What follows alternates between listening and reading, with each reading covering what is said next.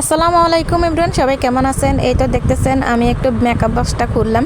তো এখন আমি একটু সাজুগুজু করতেছি।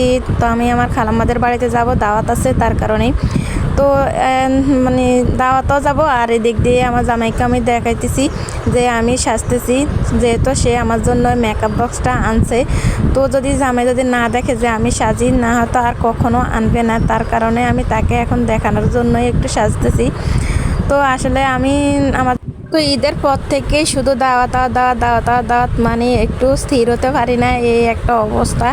তো মানে ঈদের পর থেকে এই পর্যন্ত কয়েক জায়গায় গেছিলাম। তো আজকে আবারও দাওয়াত আছে, আমার সেজে খালাম্মার বাড়িতে দাওয়াত দিছিল। তো আমরা মা মেয়ে দুজনে যাওয়ার কথা ছিল, কিন্তু মা যাবে না, আমি যাব। মার কাছে নাকি ভালো লাগে না, সেই তার কারণে যাবে না। তো আমি, আমার মামা, মামানি সহকার আমরা সবাই যাব। তো বৃষ্টির কারণে বাইর হইতে পারতেছি না, বৃষ্টি একটু কমলেই তারপরে আমরা চলে যাব।